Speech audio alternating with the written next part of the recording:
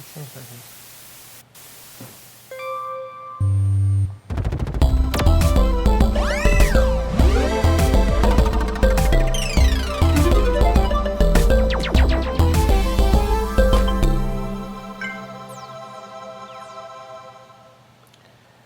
Happy IoT Tuesday. It's Desk of Lady Ada. It is IoT Tuesday, so that means we got to do an IoT project. We're not going to do an Adafruit I/O project, but maybe next week we will.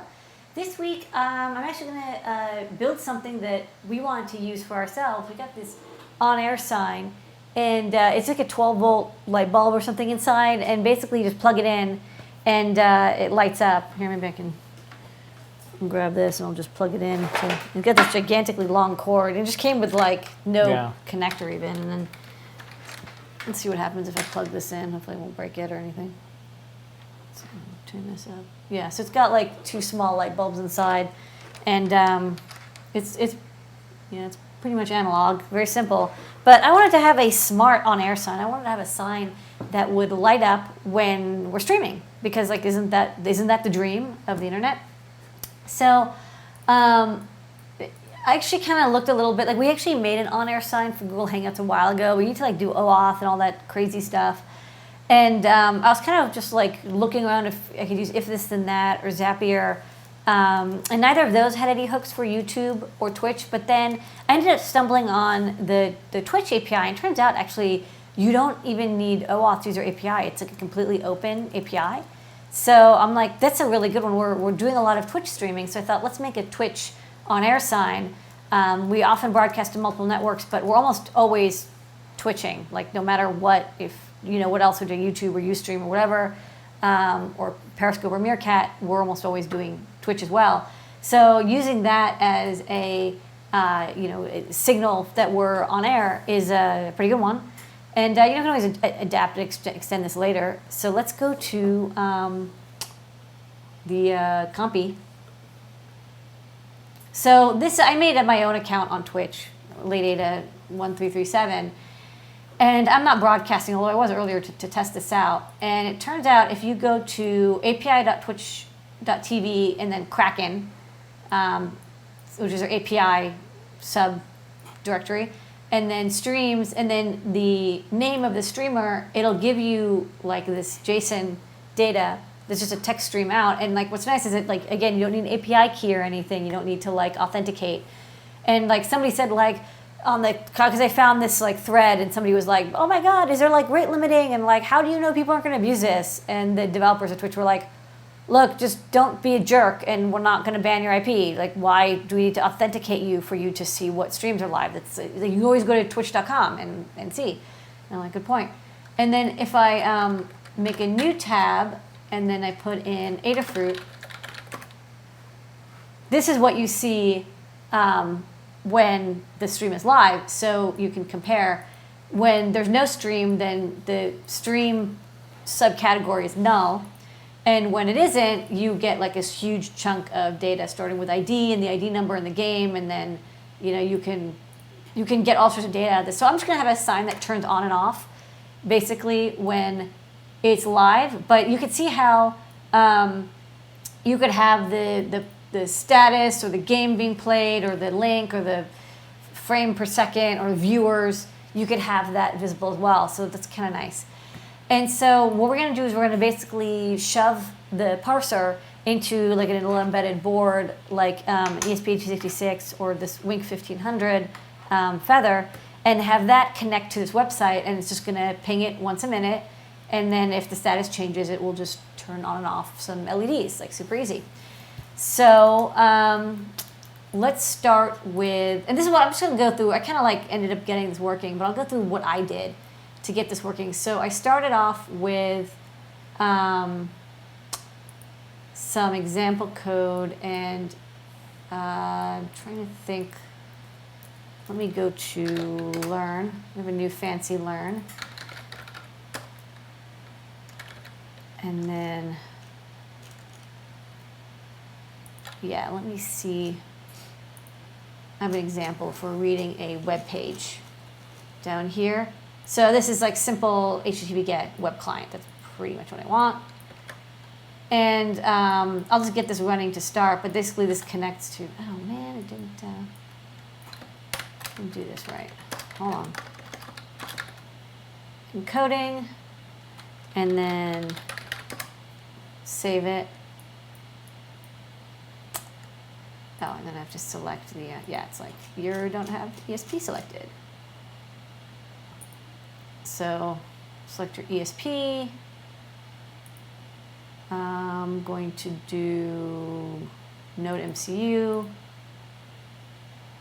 upload speed, the mostest, and then COM port. Actually have to plug in my ESP board to get COM port, and then I'm going to type in the SSID.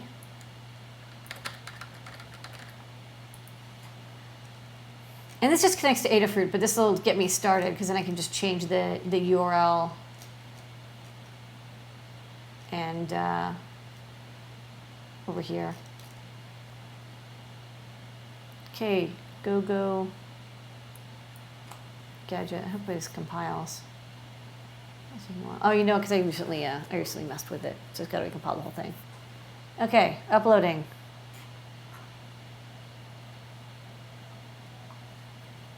Actually want to, yeah.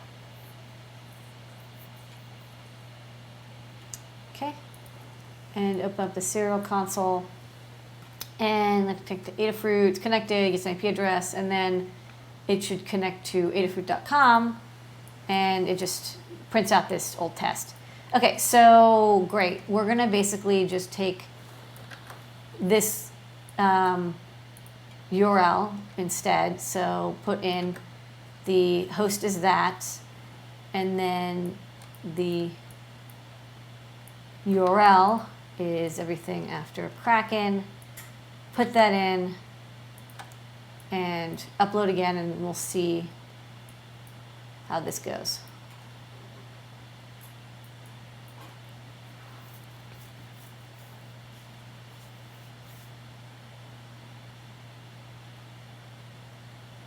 Uploading.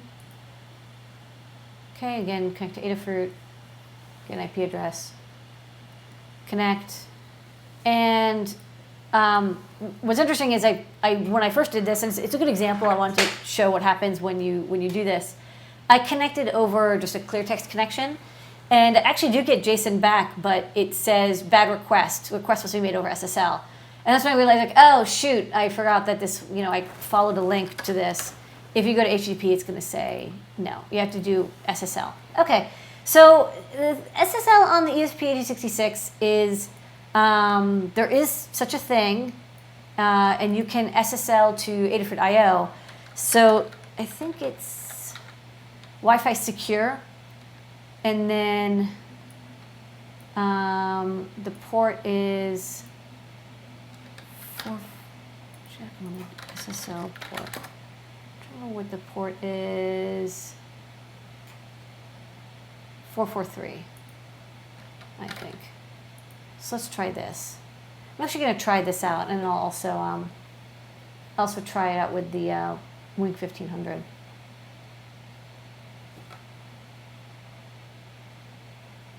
Okay. Port 443. Well, yeah. No, it's because it's delayed 1 minute. Yeah. Anyways. All right. Let's see if this works.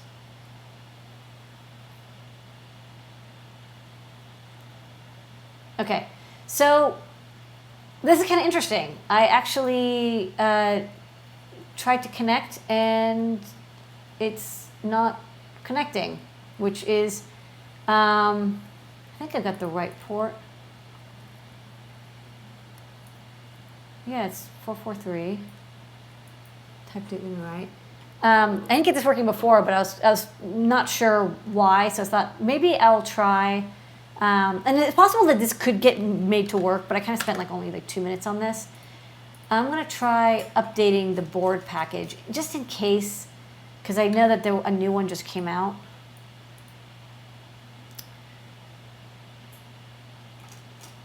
But SSL, there's a couple of reasons it may or may not work. First off, the SSL support in the ESP266 is like super, super new. I think like I checked a couple months ago and there wasn't anything, and then I checked like a month ago and there was a GitHub issue where people were talking about it. So let's try. Hold on. Let's try compiling again, but this time. Oh, interesting. Debug port. Whoa. Well, it looks like there is some SSL stuff going on here. But it looks like this is for debugging it. Okay, well, we'll see.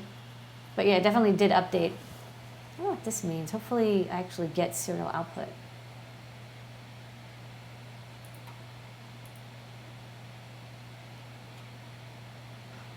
This is like a new core. Okay. No. So in this case, here I'll reset it so start from the beginning. But it's still not connecting. And honestly, I'm not really sure why. And I had options, so I decided to say like, well, instead of continuing to mess with this for a while, I will try connecting with my Winc1500, which is an Atmel based Wi-Fi chip with the M0. And I've definitely done SSL connections with this because I was connecting to the Microsoft Azure system, and like they have SSL and stuff. So, you know, like sometimes when you're doing stuff, like, you know, you have a choice, like, you know, you can change your hardware path or you can continue to debug software. I wanted to start streaming at 9, so I decided I'm going to change hardware. So, but you know, like, could this eventually get working? Yeah, it looks like it connected, but like, it's kind of unusual. It's interesting. Like, it looks like it did connect. The connection didn't fail, but for some reason, this didn't continue for something. I don't know. But I know that this URL should work because from before, like, it did connect without SSL. So yeah. Anyways, not exactly sure. But let's move on. So let's instead go to hold on, got a lot of libraries. It's part of the deal with having 100 libraries. The Winc1500 Wi-Fi SSL client. So for this, let's connect to the Adafruit. And then I think the default connects to Google, which is fine. So I'm going to disconnect this. Let me close this, plug in the Winc1500.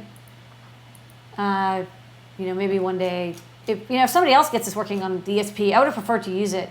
Wow, there's a lot of ESP boards. But yeah, I kind of had to move on. Okay, so let's upload this. Doodle dance.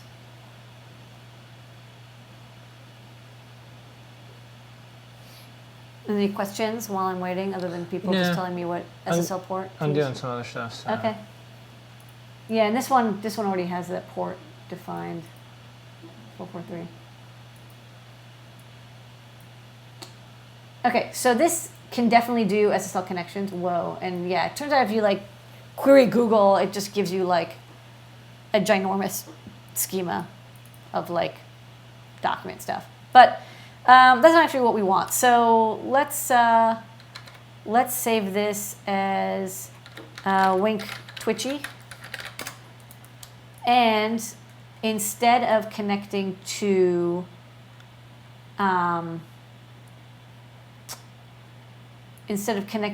Google, we're going to connect to Twitch. So I'm actually going to do this, and I'm going to get rid of this. Oh, hold on. Get rid of this stuff. Connect to, and then what was the URL? This is the URL. Just to make it a little bit easier to copy and paste the, to append the strings. Path. Put the path path in here. And then I will change get plus path. So you can just append this, and then host goes here, and then connect to host. So yeah, this just connects to Google. Well, that's kind of nice. Actually, like, did find some Arduino text in here.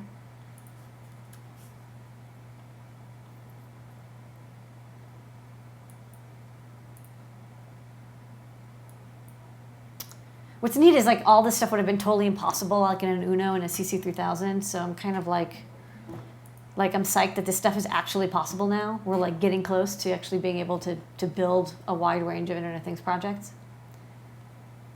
Okay, so now I'm connected to Adafruit. Great, good IP address. And then I try to connect to the server, and it's not working.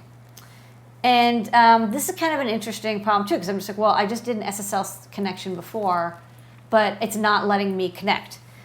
So the reason that this can happen is, one, you typed in something wrong, which I don't think I did, because it did get this working eventually. The other thing that could happen is you don't have the right SSL certificate installed.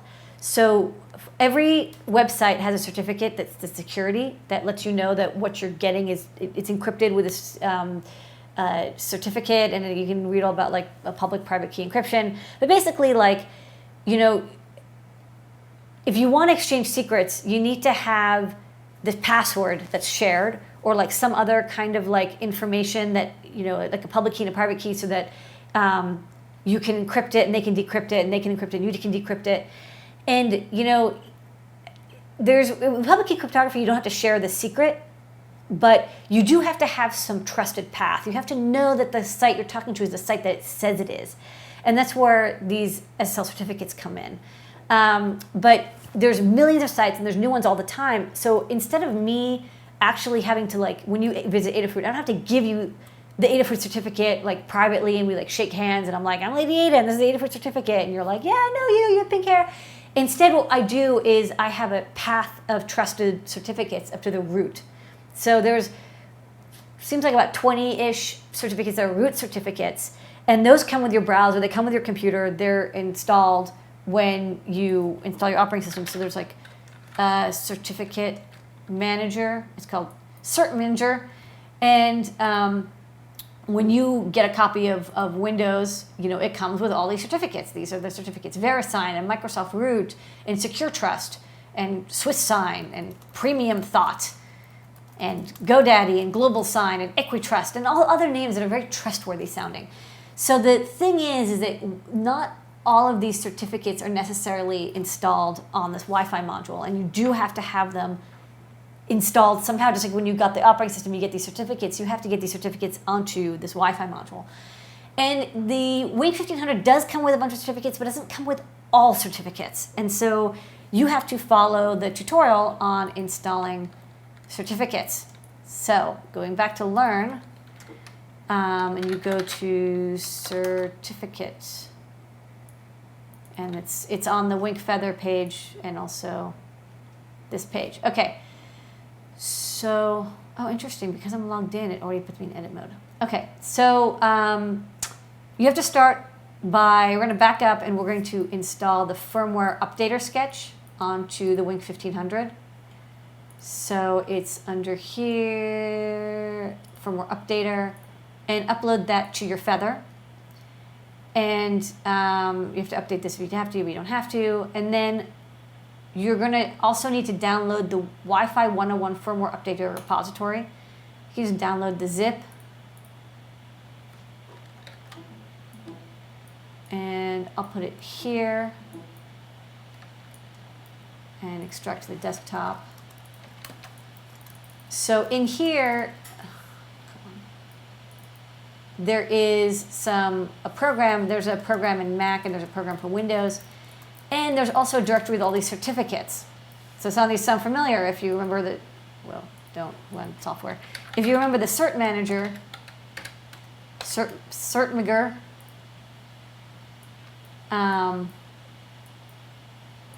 whoa. Oh, that was a, okay, whatever. If you remember, like, oh, there's like Global Sign and Microsoft and that, and over here it's like, oh, look, there's like DigiCert, and we also have DigiCert over here, and we have Prowl, and we also probably have Prowl here somewhere too, maybe not, I don't know, or Radius, I guess it's another company, and those will be here, like Baltimore Cybertrust. So some certificates we have here are also there. We have other certificates from signing stuff, but we may not have the certificate that we need for the site. Not a problem. You can install it, and you have to install it once. It's a little annoying, wish you didn't have to install it ever, but there's only a limited amount of space, and also we don't have like when you Firefox, it constantly updates and it gets new certificates. We don't have that capability. So there's a tutorial here on how you get the certificates. The GUI actually does this for you, but I'll just show how to do it manually because I couldn't get the GUI working on Windows. So this is a DigiCert, and we have a DigiCert, but it's like a different certificate perhaps. But this is good practice. It's pretty easy. You click on that green thing, and then you get more information, and then you view the certificate, and then under Details, you click on that Global Root Certificate, and you click Export. And then we'll save it into the search directory. And the only thing is to make sure you save it as .dir format. And now we have a new certificate. And this is actually not the same certificate as this one, even though they're both called DigiCert. One's the global root, one's not, I don't know. Slightly different. Change it to be .sir. I don't think you have to, but you might as well. And then you go to the directory with the updater, and you run Winc1500 uploader, and it says you need a port, and you give it port 40. No, serial port's busy, so close the port. Okay, so it was able to sync with the programmer, and then you tell it, hey, upload all the certs in the certificate. Certs in the certificate folder. So it converted and flashed all the certificates in certs, which includes that new DigiCert global root. So now that we have that certificate, and again, most of the certificates in there will cover like a vast number of websites, but there's like dozens, if not hundreds of different certificates that you may need to get. So let's re-upload the Winc Twitchy to connect to Winc, and I'll close this sketch and that sketch. And then hopefully, yeah. So this time, because we had the right certificate, when I started the connection to the server, it worked, and I got that sweet JSON data here. Nice. So this is like the hardest part's pretty much done. So what let's do now is, once you've connected, now you just have to write some code. Once you've connected, let's put the connection stuff in a loop. So we'll take this stuff out of here and put this in here. And then I'll just make this clear. We're connecting to Twitch. API server. What's really nice about the SAM0, at SAMD, the M0 is like, you have like 32K of RAM, so you can just have as long strings as you like. It's like long strings. You don't have to worry about it because you have so much RAM. So you connect to Twitch, and then while client connected, and then while data is available, and then if this fails, that means we've come out to here. We will stop and disconnect. And instead of doing nothing forever, let's delay. Let's do 10 seconds for now. Actually, we'll We'll make this a define. Under here, define, refresh.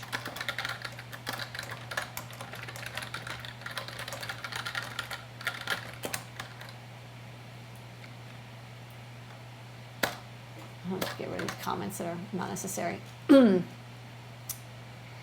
so this is basically the same sketch, but now I repeat and I do it every 10 seconds. So let's upload this, just make sure that we're still working.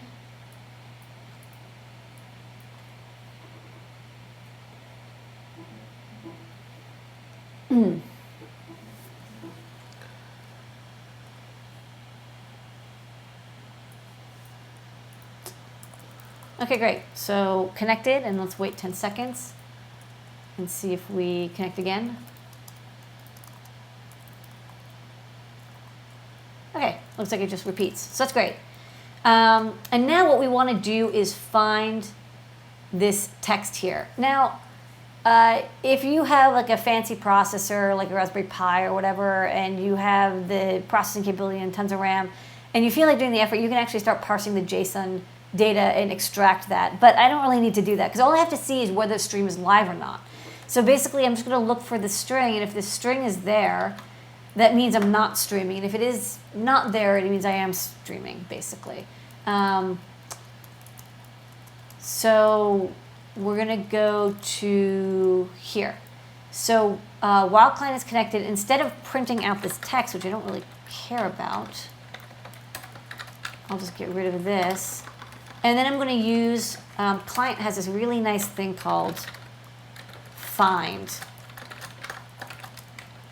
And it will find a string for you. So if client find, and then maybe I'll have a little thing called is connected or is streaming false. Default is false. If you find this null string, that means is streaming is false.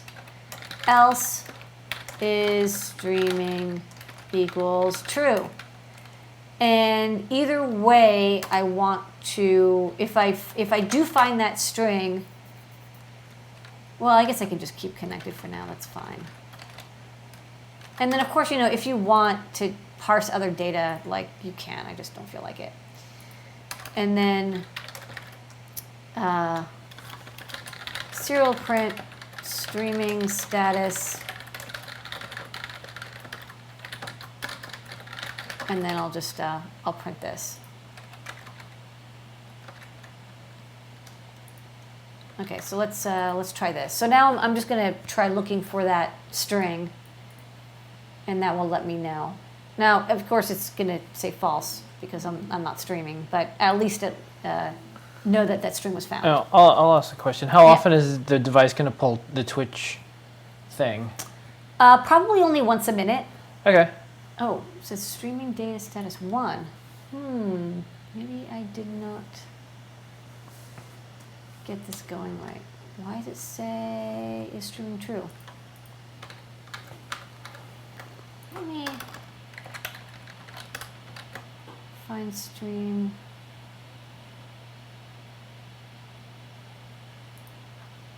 Let me try again.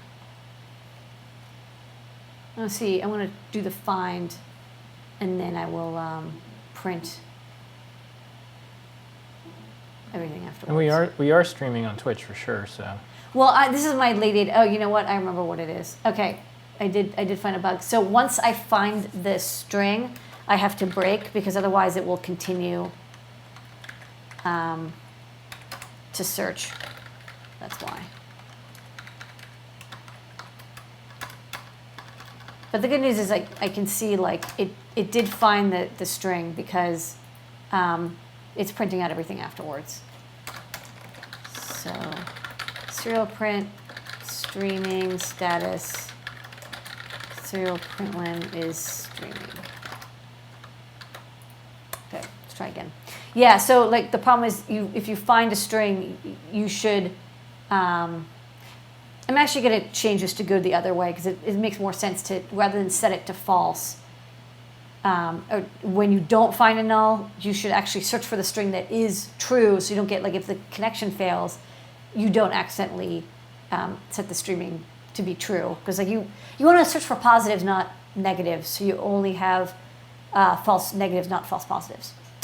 Okay, so streaming status is 0. That's because I'm not streaming. But then let's change it to be Adafruit, because I am streaming right now.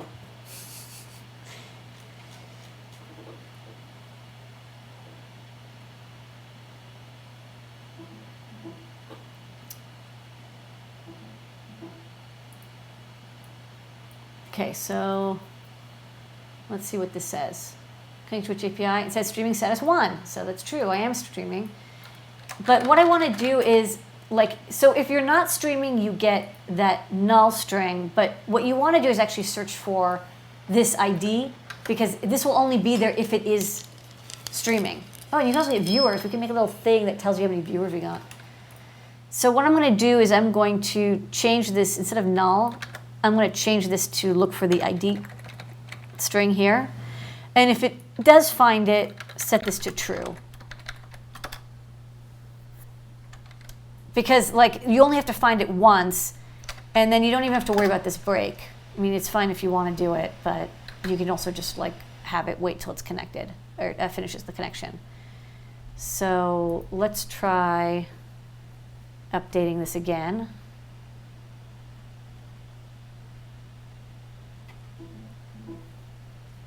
And we're almost done with this project. And what's that noise that when it... Bebonk, bebonk? Yeah, what is that? Oh, that's the Windows telling me that a device connected and disconnected, just because it's when... Windows like to do that. Yeah, I like to do that because it helps me tell if like the driver connected or not. Okay, so streaming status 1. So that's cool. And then let's really quickly go back and check the Lady Ada stream, because again, this should be not streaming, and that will just let me know that I got both sides working. Because I don't want you to stop the stream. That would be weird to stop it. Or I don't want to stream while you're streaming. That would be weird too.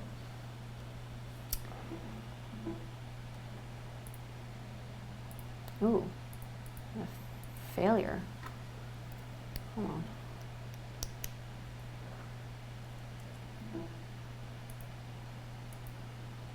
That's on. This happens sometimes. It doesn't kick out of the bootloader fast enough.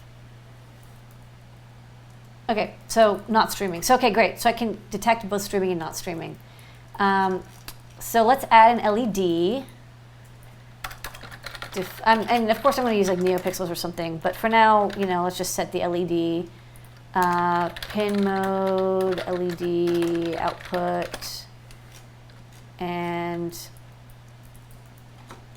down here, streaming status, digital right LED is streaming. It's nice. I can just pass this in, and I'm good to go.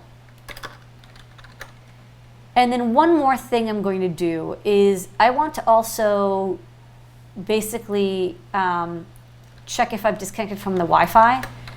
I've actually run the Wing1500 for days without issue, but it's good to check here.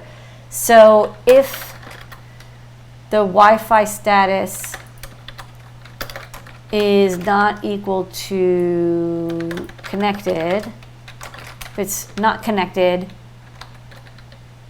connect and print out the connection status. Otherwise, it's just as good. So if it's not connected, it kicks out. And if you really want to do a good job, you can add a watchdog timer to this. But I'm going to stick with this for now.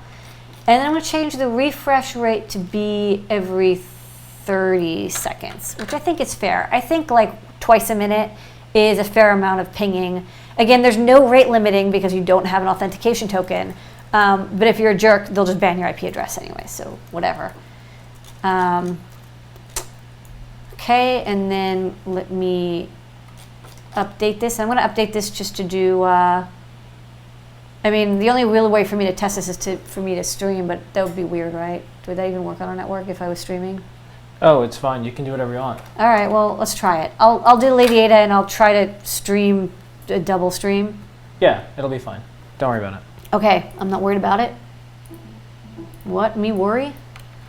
Don't worry about it. I'm not worried about it.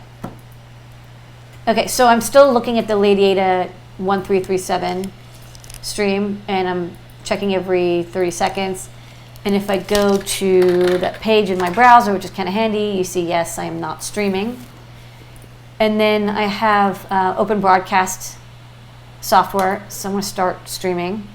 So you can see my view. Hi, you can see Phil. And if you go to Twitch, this is weird, I'm streaming a stream. Let's see. I wonder, should be, oh, it's not streaming. Stop. Oh, cool. Open broadcast software is like all messed up. Is that what it is? Well, it was working, and now it's click start streaming. Of course, you can't click start streaming. Did the app crash? Yeah, I think it did. All right. Let me try again.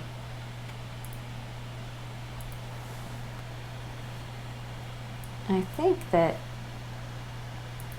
it's hard to test. I don't want to show my API keys, so no, it's not streaming for some reason.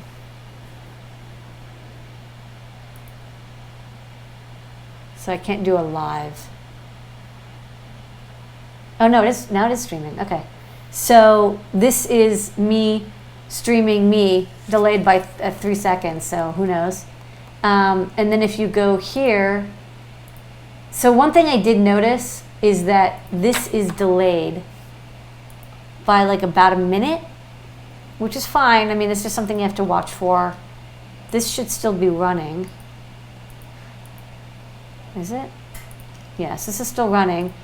And I am streaming, because it's like over another window. But this API takes, you see like I refreshed it twice until it kicked in. So now it says I'm streaming, but it didn't for like about a minute. So on the next run of this, so this is why it's like you have a choice. You know, you can ping the Twitch server more, but you know you risk them saying, hey, you're doing it too much. So yeah, on this connection, I got a streaming status of 1. So I have this LED is lit. So people watching the stream can watch. So this LED lit up, and then I can now that I know it's working, I will stop streaming. And let it finish.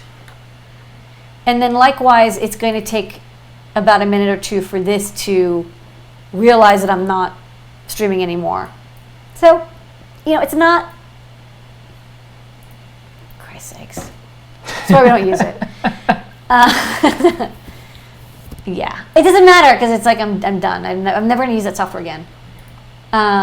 You've proved your point. I proved my point, but like I'm not streaming anymore, but this still thinks I am. So, you know, that's kind of the trade-off of using the API. So what you could do if you really wanted to like have it be like to the second is you could scrape twitch.tv, but you know, that's a lot more data. You could change something too.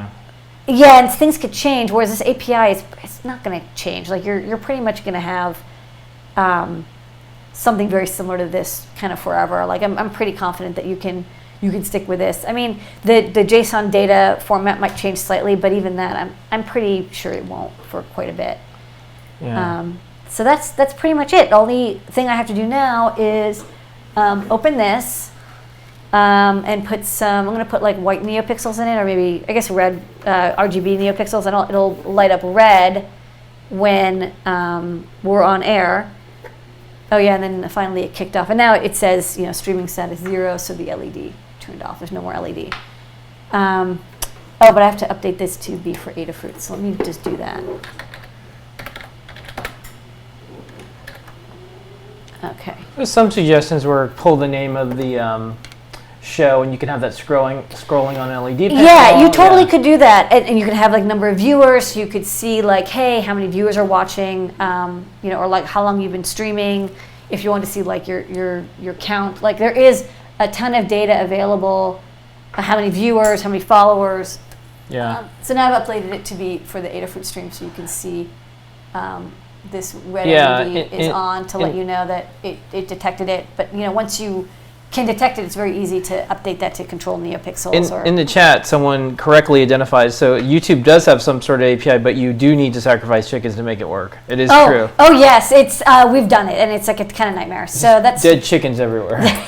I mean, look, if you're running something on a server or even a Raspberry Pi, or you know, maybe even an Edison or a Yun, this is a lot easier. You have tons of memory. You've got SSL certificates built in. You have synchronized time. You have the ability to parse XML, JSON, do OAuth, whatever. You just use whatever Python or JavaScript that is provided.